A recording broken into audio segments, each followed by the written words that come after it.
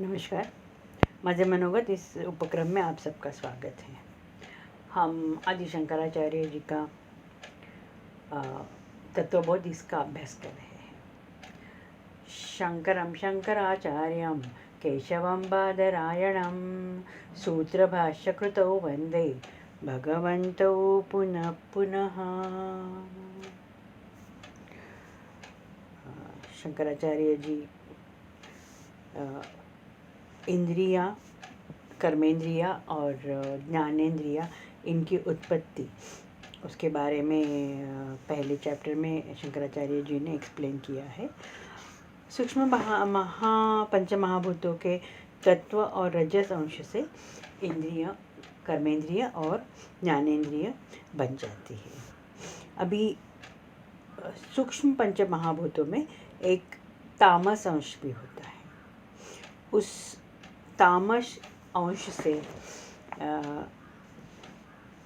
जगत बनता है, वनस्पतियाँ बनती है, अन्न उत्पन्न होता है और हमारा अन्नमय शरीर और स्थूल शरीर पैदा होता है।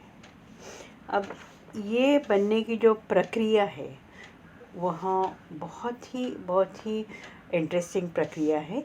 उसको पंचीकरण कहा गया है। पंचीकरण में इसका मतलब है जो 5 अंश है पंचमहाभूतों के, तामस 5 अंश है, उसको मिलाकर वो 5 पंच मतलब पंचीकरण का पंच मन 5 और उनको मिला के हमारा स्थूल शरीर बनता है, अन्न बनती है, वनस्पतियाँ बनती है। अब ये बनने की प्रक्रिया क्या है, इसके बारे में शंकराचार्य जी कहते हैं। एतेषां पंचतत्वानां तामसांशात् पंचीकृत पंचतत्वानि भवन्ति।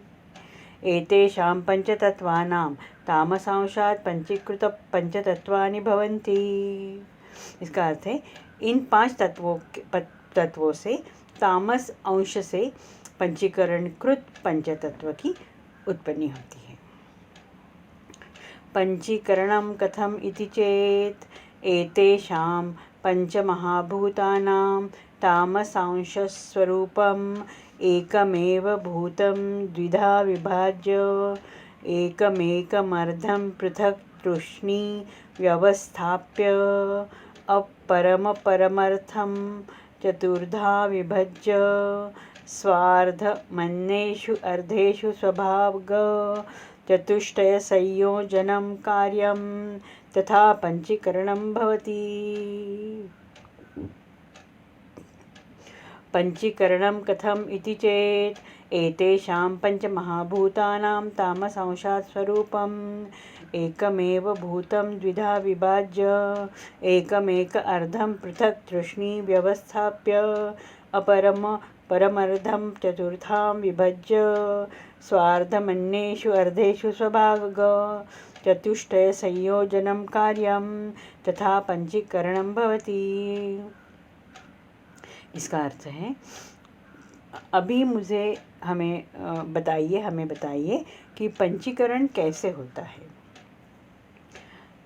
अभी यहाँ हम समझे या हम इमेजिन करते हैं कि जो पंचमहाभूत है उसका जो तामस अंश है उसका आधा करके 2 भाग करें।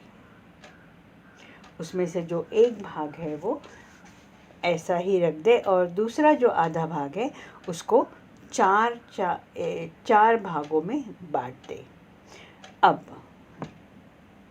एक पंचमहाभूत का जो एक भाग है और दूसरे पंचमहाभूत के वो जो 4 भाग है उसमें से एक भाग उस आधे भाग को मिला लें ताकि वो पूरा एक गोल तैयार हो जाएगा और इसको पंचीकरण कहते हैं या पंचीकरण ऐसे होता है। इसको आगे शंकराचार्य जी एक्सप्लेन भी करते हैं। पंचीकरण की जो प्रक्रिया है वह सूक्ष्म पंचमहाभूतों के तामस अंश से होती है। इसमें 5 स्टेप्स है। 5 स्टेप्स में ये पंचीकरण की जो प्रक्रिया है वो पूरी होती है।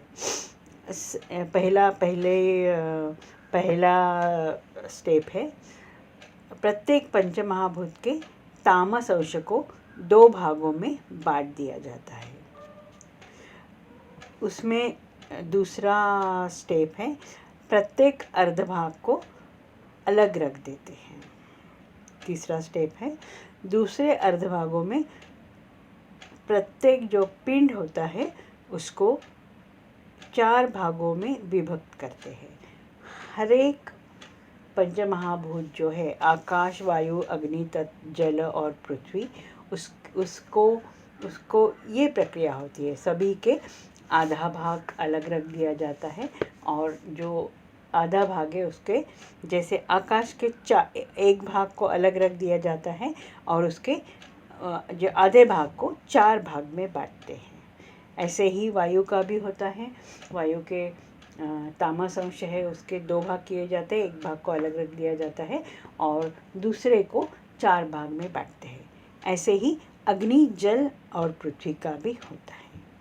अभी एक जो आधा भाग है, मानो आकाश का आधा भाग है, उसको जो वायु के हमने 4 भाग किए हैं, वो 4 भाग में से एक भाग लेके वो आकाश के आधे भाग को मिलाया जाता है। वैसे ही अग्नि का जो 4 भाग किए हैं, उसके एक भाग को लेके आकाश में जोड़ दिया जाता है। वैसे ही जल का जो 4 हमने भाग किए उसके एक भाग को आकाश के एक भाग को मिलाया जाता है। वैसे ही पृथ्वी के भी हमने जो 4 भाग किए हैं उसका एक भाग लेके आकाश को जोड़ दिया जाता है। इसका मतलब है अभी आकाश का अपना आधा भाग और वायु, अग्नि, जल और पृथ्वी उसका 1/4 भाग उसमें जुड़ जाता है और ये पूरा मिलके मानो एक गोल बन जाता है, जैसे उसका ओरिजिनल आकाश का एक पिंड था। उसमें आकाश का आधा भाग है और वायु, अग्नि, जल और पृथ्वी इसका 1/4 भाग है। वैसे ही अभी वायु के साथ भी किया जाता है। तो वायु में अभी वायु का खुद का ओरिजिनल जो है वो आधा भाग है और उसको आकाश, अग्नि, जल और पृथ्वी उसका 1/4 ऐसा बाकी आधा जो भाग है वो 1/4 करके वो पूरा वायु का एक पिंड हो जाता है। वैसे ही अग्नि का भी हो जाता है, जल का भी है और पृथ्वी का भी है। ऐसे करने से हर एक जो तत्व है वो पूरा हो गया यहाँ। लेकिन अभी वो शुद्ध तामस अंश नहीं रहा, पंचमहाभूतों का तामस अंश नहीं रहा। उसमें आकाश में वायु भी मिल गया, आकाश में अग्नि भी आ गया, आकाश में जल भी आ गया, आकाश में पृथ्वी भी आ गई है। अभी हम इसको शंकराचार्य जी ने नाम दिया है कि यह पंचीकृत पंचतत्व है। मतलब उसमें 5 तत्व तो है, लेकिन 5 तत्व एक ही प्रकार के नहीं हैं, 5 प्रकार के 5 तत्व उससे मिल गए हैं। इसको हम उदाहरण के तौर पे देखें तो हमारे पास 5 प्रकार के फल है। सफरचंद है, मौसम्बी है, पेरू है, चीकू है और पेड़ है। अभी हमने सफरचंद और मौसम्बी को या पेरू को, चीकू को, पेड़ को, ये पांचों इसको आधे भाग में बांट दिया। अभी सफरचंद का और जो एक आधा भाग है सफरचंद का वो रख दिया अलग, और मौसम्बी और उसका जो दूसरा भाग है सफ़रचंद का जो आधा है उसको 4 भागों में बांट दिया, काटा। वैसे ही मौसम्बी का आधा भाग अलग रख दिया और दूसरा आधा है उसको 4 भागों में काटा, उसके 4 पीसेस किए, 4 टुकड़े किए। पेरू का भी एक भाग अलग रख दिया आधा जो है, और जो दूसरा आधा भाग है उसको 4 भागों में काट दिया, उसको 4 टुकड़े उसके कर दिए। चीकू का भी ऐसे किया और पैर का भी ऐसे किया।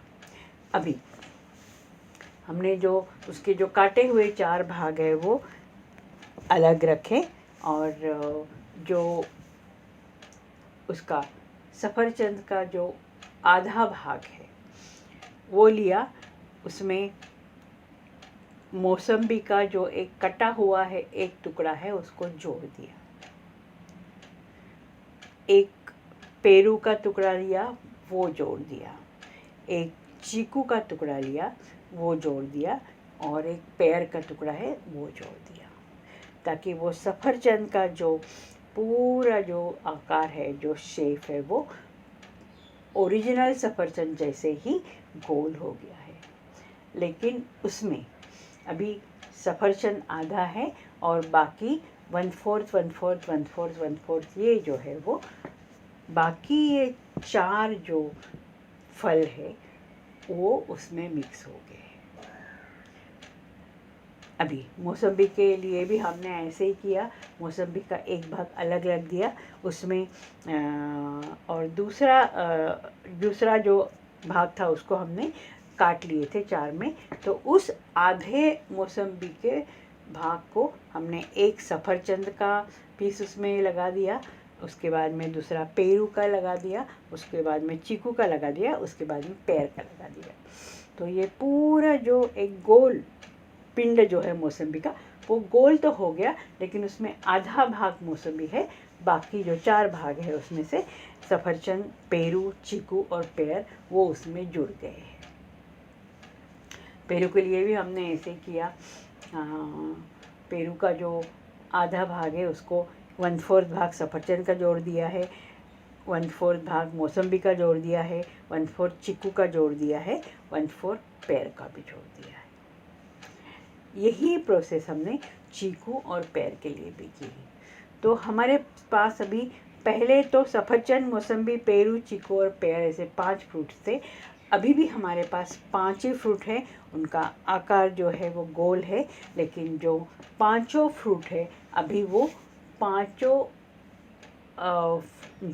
जो फल है उसके मिक्सचर से बना है। वो अपंचीकृत पंचतत्व नहीं है, वो पंचीकृत पंचतत्व है, मतलब वो शुद्ध नहीं है। इसमें आधा भाग तो सफ़रचंद का है, आधा भाग को और 1/4 मौसम्बी, पेरू, चीकू और पैर का है। हमको दिखता है कि वो गोल आकार का हो गया है, वैसे ही था पहले ही सफ़रचंद जैसे ही वो दिखता था, लेकिन उसमें अभी 4 जो है ये फल मिल गए हैं। एक और एग्जांपल ले ले तो कोई जो 5 फ्रेंड्स हैं वो पिकनिक के लिए गए हैं, ये हम कह सकते हैं कि गांव के लोग हैं वो जो गांव पिकनिक के लिए गए थे। तो हर एक ने अलग अलग रोटी लाई, एक ने गेहूं की रोटी लाई, एक ने ज्वार की लाई, एक ने बाजरे की लाई और मकई की लाई, और एक ने नाचनी की लाई। इस तरह से 5 प्रकार की 5 रोटियां लाई। अभी वो एक दूसरे को जब शेयर करते हैं, जो गेहूं की रोटी वाले जिसके पास है उसने गेहूं की रोटी को 4 पीसेस किए, आधा अपने पास रखा, आधे रोटी का 4 पीसेस किए, और बाकी 4 अपने फ्रेंड को जो 4 पीसेस है वो दे दिए। अभी उसके पास वो आधा बचा है। अभी जिसके पास ज्वार की रोटी है उसने भी अपने ज्वार की रोटी के 2 पीसेस किए, आधा पीस अपने पास रख दिया और आधा जो है उसके 4 पीसेस किए, और वो चारों अपने फ्रेंड को बांट दिए। जिसने बाजरे की रोटी बनाई है वैसे ही उसने भी ऐसे किया, तो उसने आधा बाजरे की रोटी अपने पास रखी और बाकी 4 जो है वो अपने 5 फ्रेंड है उनको बांट दी। सो अभी सभी के पास अपने जो उन्होंने घर से लाई थी वो आधी रोटी उनके पास है। जैसे जिसने गेहूं की रोटी लाई थी उसके पास आधी गेहूं की रोटी है, लेकिन 1/4 1/4 1/4 1/4 वो ज्वार की है, बाजरे की है, मकई की है और नाचने की है। सो इस तरह से वो जो रोटी है वो ऐसे ही गोल ही रह गई, लेकिन अभी जो रोटी जो है शुद्ध गेहूं की रोटी नहीं बन गई। उसके पास जो है वो उसमें ज्वार भी आया, बाजरा भी आ गया, मकई भी आ गया, नाचनी आ गई, और अपनी खुद की जो उसने घर से लाई थी वो गेहूं की रोटी भी आ गई। तो इसी तरह जो जो सूक्ष्म जो पंचभूत है, आकाश, वायु, अग्नि, जल और पृथ्वी, उसके जो तामस अंश की जो उसका तामस अंश के मिक्स होने से पंचीकृत पंचमहाभूत बन गए। अभी इसमें जो आकाश है, आकाश में आकाश तो पहले तो पूरा शुद्ध आकाश था।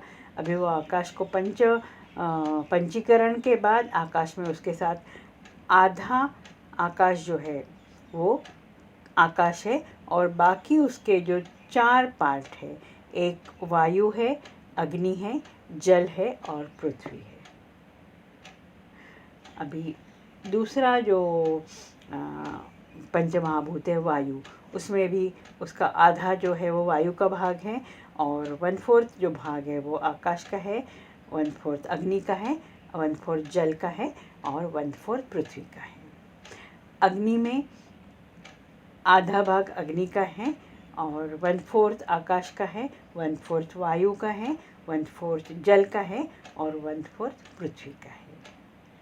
अभी जल में जो है वो आधा जल है, 1/4 आकाश है, 1/4 वायु है, 1/4 अग्नि है और 1/4 पृथ्वी है। पृथ्वी में आधा पृथ्वी भाग का भाग है और 1/4 आकाश का है, 1/4 वायु का है, 1/4 अग्नि का है और 1/4 जल का है।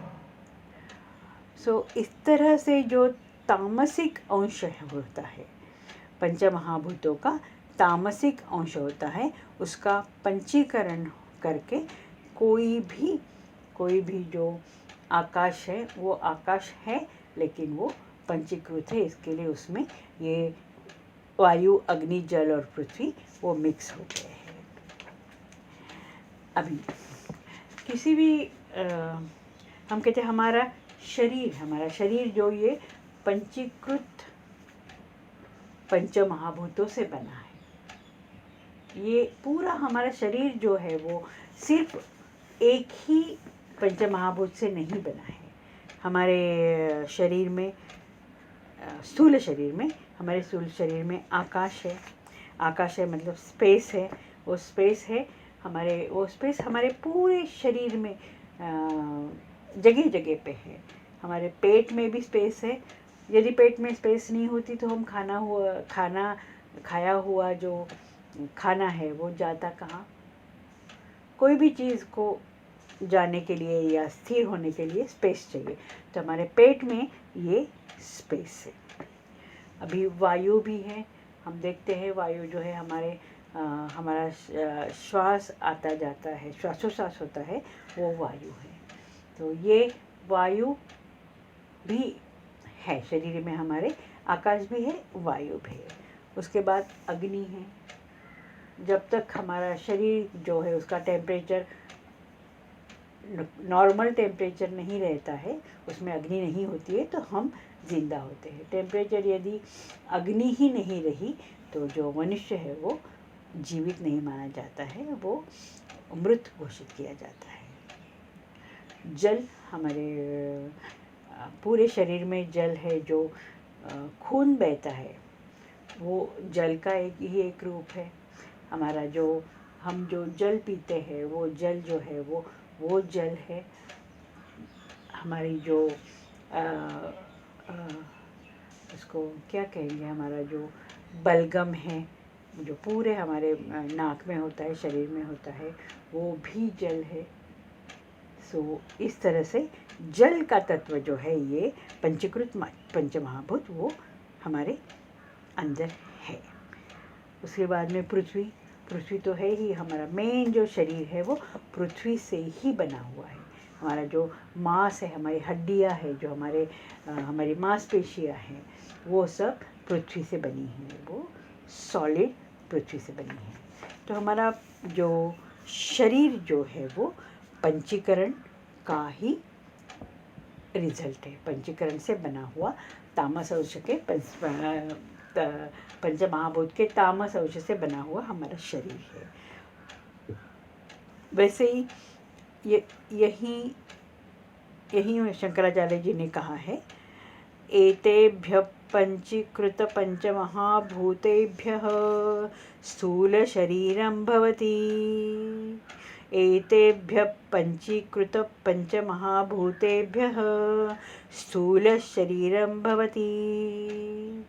इसका अर्थ है इन पंचीकृत पंचमहाभूतों से स्थूल शरीर बनता है।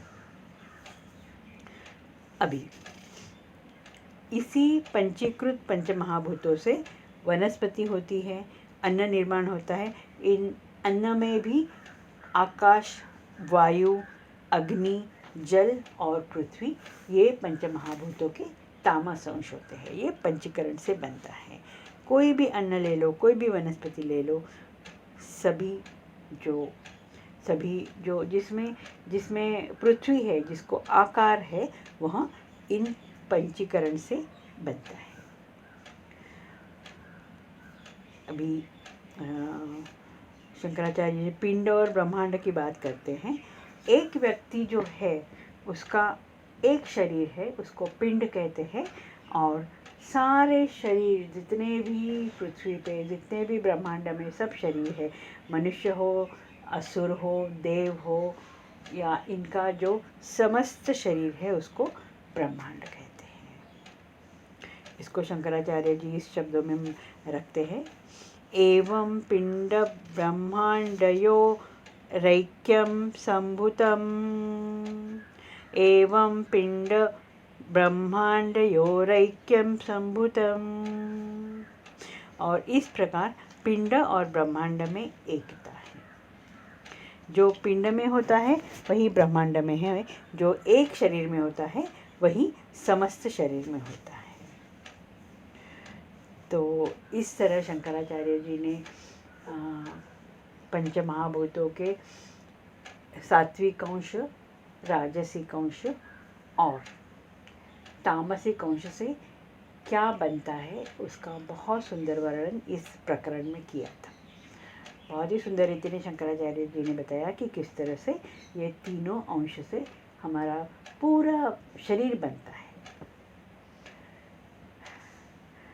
आज हम यहीं रुकते हैं। अगले प्रकरण में शंकराचार्य जी बहुत अच्छा जीव और ईश्वर के बारे में बात करते हैं। आज हम यहीं रुकते हैं। नमस्ते।